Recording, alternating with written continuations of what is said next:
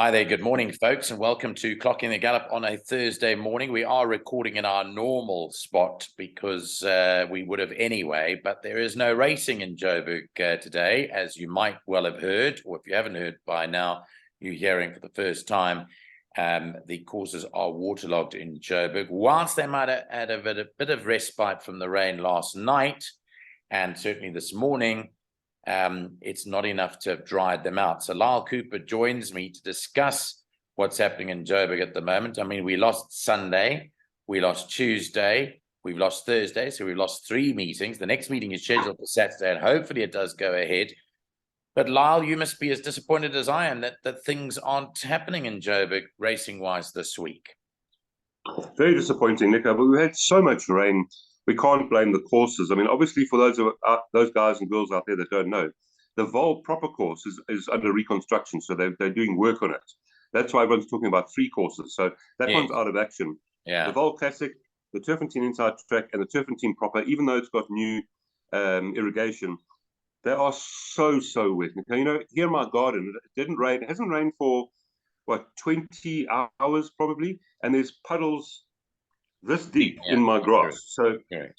And then another thing I wanted to share with the guys is, you know, in my golfing days of 18 years involved in management in the golf industry, the February, I knew when February the 1st comes, problems are coming. February is such a rainy month. In golf, I think in 1 February, our golf course was closed for 3 weeks because of rain. Yeah. So I'm afraid to say this is par for the course for February. Yeah. So I just need to add to that for people that follow our Eastern Cape broadcasts and follow racing down at Fairview, that the polytrack is under construction as well. They're relaying the polytrack. Martin Collins and his team, which is an international team, are relaying that track, which means that if it does rain a significant amount, remember that they redid the turf track towards the back end of last year. They don't have an option. So people mustn't come out and saying, why don't they move this to the polytrack? They do not have an option because the polytrack is under reconstruction. Have you looked at the weather? Have you looked at the weather for tomorrow, Nico? I haven't, but you know, normally that turf track can hold a bit of rain, and they haven't. They're in the midst of a drought there. I don't know if you know, but they almost had no water left in Gallop towards the end of last year. So they are desperately in need of racing. But I'm just going to look now while I'm speaking to you to see what it is doing there tomorrow. I don't think they'll have a problem. What I'm saying is that if for some reason it poured down there, they don't have an option of using the poly track because it is under construction. I would guess to say that it would probably be another 2 months before they could race on the poly track in the Eastern Cape. So that would be maybe end of March. Maybe end of March. Well, I suppose the rainy season is coming to an end, so probably good timing. Yeah. So I'm looking. There is funny enough, there is rain predicted there tomorrow. Not a lot. So it's intermittent drizzle throughout the day. But as you know, the problem when it comes to, again, people knocking the authorities and the industry as a whole here in South Africa is overseas, they don't have the problem of lightning as much as we do. So here, our problem is not only the heavy rainfall, but the lightning, which curtails matters, certainly up on the Highveld with these electrical storms that we have, but right around South Africa, is the lightning in close proximity. That is a big issue and delays racing to no end. And of course, lightning travels through water. So if there's a lot of water lying on the ground, doesn't matter where the lightning strikes, it travels. That's how we lost 3 of our members at CCJ. Well, I was going to say, with your golfing and knowledge as well, you'd know that the moment there is lightning in the vicinity, that siren goes and get off the course. So the lightning strike, I think it struck about 100 meters away and travels through the water. So it literally doesn't even need to hit you. So lightning's more dangerous than people think it is. And you can't blame the jockeys for being quite scared, because on the horse, they are now higher than anything around them. So they would be the attraction to the lightning in a quite a fat area. It's quite dangerous for a jockey. Now, the reason why we're having this program still, regardless of the fact that racing is not happening today, and obviously we'll speak hopefully on Saturday with a full analysis of Saturday's racing, is because I wanted to go through just some interesting pointers that I wanted to bring up the public up to speed with, because I don't know whether this is adequately covered in the press or adequately covered anywhere in South Africa. It's all fair and well for people to jump up and down and say racing does go ahead. So miraculously, if racing did go ahead today, you'll have people saying, thank God that racing's going ahead, and whatever it is. I think it would be a negative for racing to have gone ahead today. Why do I say that? And I'm going to go into this in depth with you. The fact of the matter is, does form hold up? That's the question that I wanted to ask you. Why do I say does form hold up? Firstly, not every horse, as you know, runs in the wet and can run in the wet. But behind that all is the big thing that I want to discuss with you today, is the fact that a lot of the horses are unfit. They haven't had chance to work. So the horses that normally have a training regime at the various training centers, Vaal, Reinkiesfontein, Turffontein, or privately, haven't worked, Lyall. So to assume that a horse is coming to the course fully prepared for the racing, whilst every horse would suffer the same fate, is foolish. Foolish. Completely agreed. The three factors you brought out are perfect. So firstly, some of the form will work and some won't. That's the first point. Secondly, we're going to get 50% huge results because those mudlarks, and you have to find those mudlarks, and they've missed work. So I reckon if we went out to the Vaal today, for instance, or the stand-side track, we could have some massive results, as you've mentioned. So I agree with you completely. It's probably a blessing. The missing work, and they were missing work before. In fact, when I was interviewing trainers last week already. That's what I'm saying. We're talking now, we're talking 2 weeks plus. Yeah, yes, 2 weeks plus some horses haven't worked. Yeah. Then you've got the factor of the wet grass, which is slightly dangerous. Well, for the jockeys, arguably quite dangerous. And then, as you said, will the form hold up? And so the punters might be saving money today. So, the next thing I want to ask is the media at fault here? And by that, I'm including ourselves in it as well, for not adequately covering this and telling people what they should know. So where I'm going with this is the following. I was on my Twitter handle the other day, and in fact, yesterday, I think it was, and I saw a tweet from Diane de Kock saying, isn't it magnificent that we've got the treadmill at the Mike de Kock stables where horses can still work? Yeah. Now, does that not put them at an advantage? Now, I'm not saying that other stables have their own training method, but it's unfair. I mean, they've got the capital within their yard, running it as a business to afford these things. And some places may have swimming pools where horses exercise and can still swim. But is the public at fault here? Sorry, not the media at fault for not reporting on how fit these horses are and going to the stables and finding out from every stable, is your horse fit? Has it worked? And shouldn't this be divulged to the public? 100%, Nico. It's a very good point you bring up. So if they're going today, Mike de Kock horses are at a big advantage. That's what I was penciling in those to mention to you as probably the ones that and I think there were only 2 or 3 on today's card, but still, for Saturday, you've got to look forward to that. Which horses have worked alternative methods in the fact that they can't work on tracks? 100%. And then another point that you've alluded to, I actually spent an extra hour after I finished this card yesterday. I went and spent an extra hour on actually going through each and every horse's wet rating, so to speak. And there were 2 flocks. They absolutely love the wet going, and they were not in the bet. Yeah. Look, as you say, I wanted to discuss it with you because it's a bugbear of mine, and I thought we'd have a show anyway just to discuss it amongst ourselves. I am pedantic about the public not doing their money, and I'm the biggest thing I've got at the moment is bookmakers betting, luring punters into backing horses when they have no right to be those prices. I looked yesterday at that first race in Durban, for example, at the 4-10 or 3-10 favorite. I couldn't believe it was that price. And I'm not saying what I liked and what I tipped and so forth, but I would be telling punters, don't go near that 4-10 or 5-10 or 6-10 horse. Because I think that by looking at the betting first, and I think you'll agree with me here, by looking at the betting and trying to judge, certainly the anti-post betting, let me confirm that.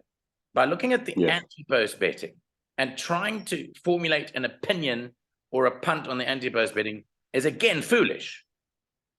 Foolish, absolutely. Nick, I had an example when I was studying this card for today that hasn't happened. Race 6, number 1, Silvano Song is a 3-year-old colt carrying 60.5 kilograms. This is a staying race. Number 10, Little Miss Sunshine, 4-year-old filly with 55.5. She's in good form and she's dropping in class. And she's 10-1, and Silvano Song would have been 6-1. Yeah. That's an example. Yeah. It's really wrong. That's really wrong bet. So what I'm saying is, now let me qualify that with another statement. Race time, the 10 minutes leading up to a race, after a horse is cantered to the start, then you can look at betting, because then that's where the action happens. Horses drift, they're not wanted, horses shorten, they've gone down well, they've impressed the connections to have a bet. That's when the action happens. Literally, in the 10 minutes leading up to the race.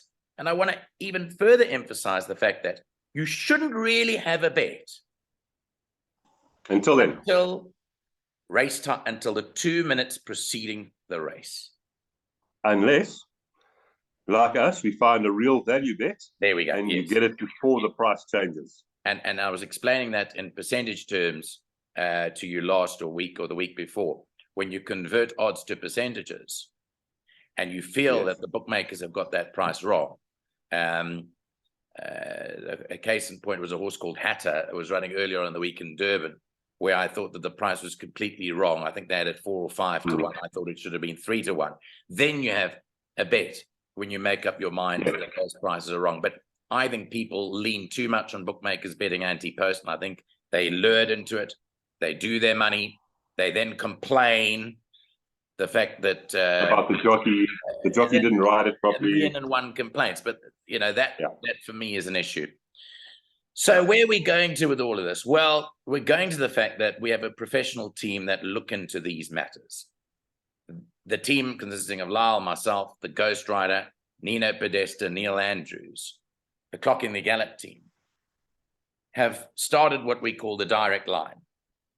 And this is where, as a team, these are the sort of things we discuss in meetings, and lengthy meetings, Lyall, before we send out tips, which people pay for. The reason why people are paying for it is because we believe that our expertise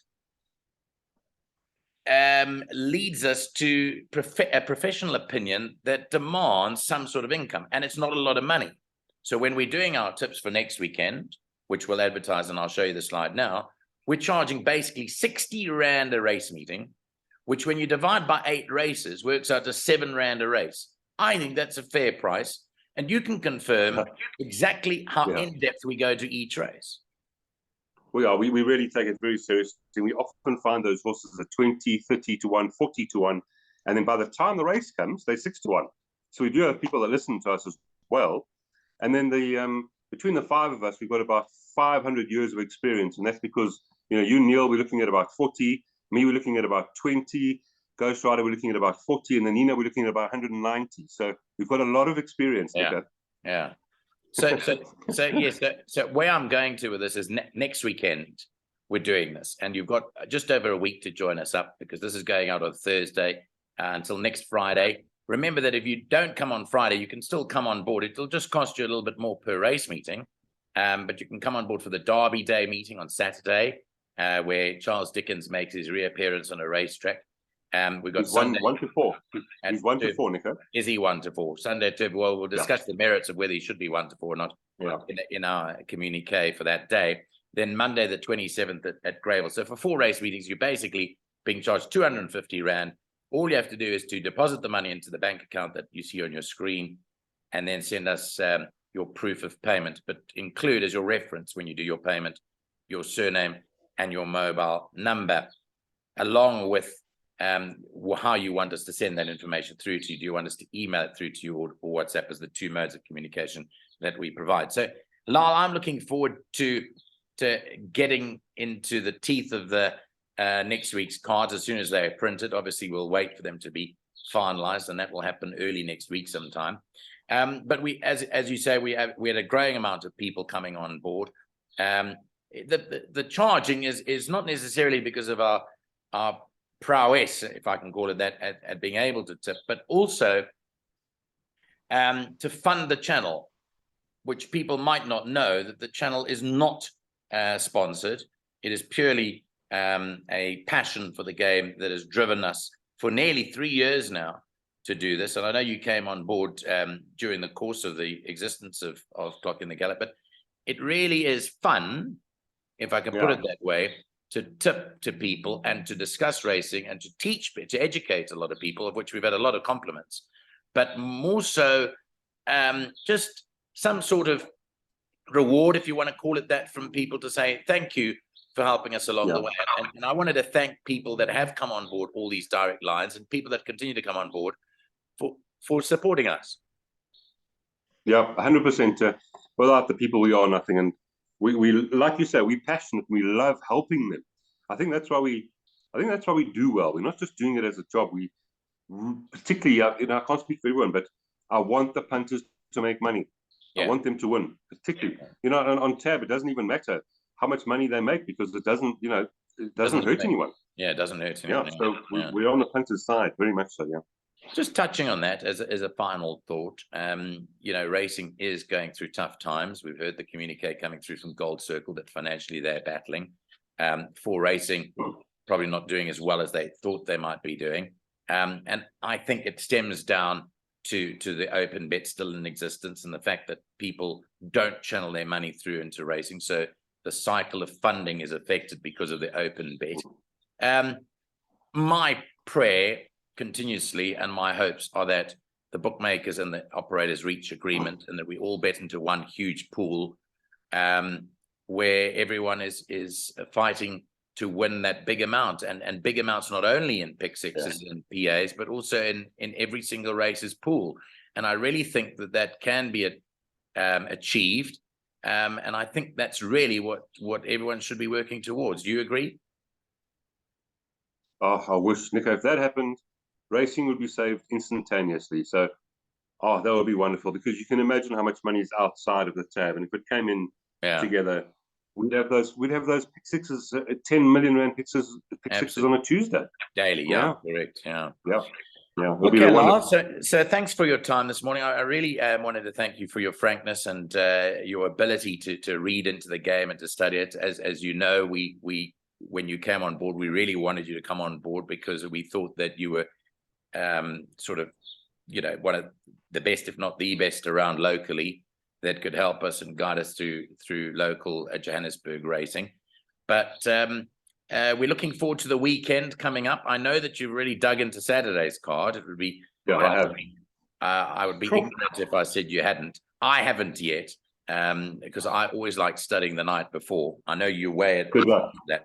But there's 11 races, Nico. Good luck to you. Well, I'm meant to be commentating, so thanks very much for breaking that news to me today. So there are 11 races. By the way, if I may just share with our punters, I love stats, as you know, and I did the stats for January and this up to now in February. Yeah, tell us. For January, in the whole of South Africa in January, 35% of favourites won. Now favourites, do you mean tote favourite or bookmaker's favourite? Tote favourite on the tote. On the tote. On the tote. Right.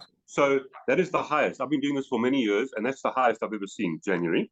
February, so far, 35% again. Oh, really? And the interesting fact, the best 2 days, one in January, one in February, where the most favourites won, were both at Fairview. So how's that for a fact? Okay. Yeah. Just interesting. So the favourites are actually doing very well this year so far. Last year it was about 31%. So that's good news for favourite punters. But still, as you and I well know, 35%, if you back every favourite, you're going to lose. Yeah, because 65% lose. Correct. And you don't get very much when you win. So and you don't get much when you win. Backing favorites is not the way to go. Yeah. Definitely not. Yeah. Look, we can go into that in another discussion. I just love the fact that for a lot of punters, and this is why Kock and Gallop was started. For a lot of the punters, they'll look at a race card, superficially look at the form, try and compare one with the other. If I spend an hour on a race, I'm happy that I've spent an hour and not longer. In other words, I'm getting off time because it's only spent an hour on that. That is a race with form. Obviously, juvenile races are much quicker to analyze because you're looking at breeding, but that's another story altogether. But what I'm saying is that I love going into the depth of it. I can tell people out there the reason why you're going to find a horse like Flying Carpet, okay, it didn't come as a surprise when you've got all the naysayers and the people out there saying, how on earth did that win? That had no right to win. That was 33-1. Where on God's earth did that come from? The point is that it's findable. Okay. Oh, yeah. They are findable winners that we have proven over time. By just backing favorites and going for the top one in each race is foolish, as I referred to earlier on. And I think that we've gone a great step forward in trying to teach people how to find those. We're not going to win the war in terms of making everyone a Lyall Cooper or everyone a Ghost Rider, but we're covering off bits and pieces that can help people not do their money in cold blood. 100%. Well said, Nico. One last example, that same race that I was speaking about earlier today at Turfentine, race 6, the 6th Stunning Kitten was one of the joint favorites. The 12 horses are 33-1. They met 3 runs ago. There was 4 lengths between them, and there's a 5-kilogram swing. One is the favorite, one is 33-1. Yeah. They'll be on top of each other. Yeah, correct. That's the point, and with just one of the points. I had actually a side bet yesterday with the Ghost Rider. I had a 50 Rand bet. None of them ran a place, okay? But the horses concerned were Lulu the Legend, if you go back and look at it, and Barbati. Lulu the Legend and Barbati. Lulu the Legend was 11-2. Barbati was 40-1, right? There was absolutely nothing between them, not on one meeting, on 2 or more meetings. There we go. And Barbati had the beating of Lulu the Legend. But because Lulu the Legend was Keegan de Mello riding for Canamere, and Barbati was a lesser fancied horse, people automatically assumed the 11-2 would beat the 40-1. Well, I had a 50 Rand bet, and the Ghost Rider owes me $50. Whether or not I get it is another story. I can't wait to remind him of that one. Yeah, we'll remind him when we get together next week in our telephonic discussions. Lyall Cooper, thanks so much. I'm happy that we did this discussion. Thanks for your time, and I hope to speak to you Saturday morning. I hope so too. Thanks, Nico. Take care. Have a good day.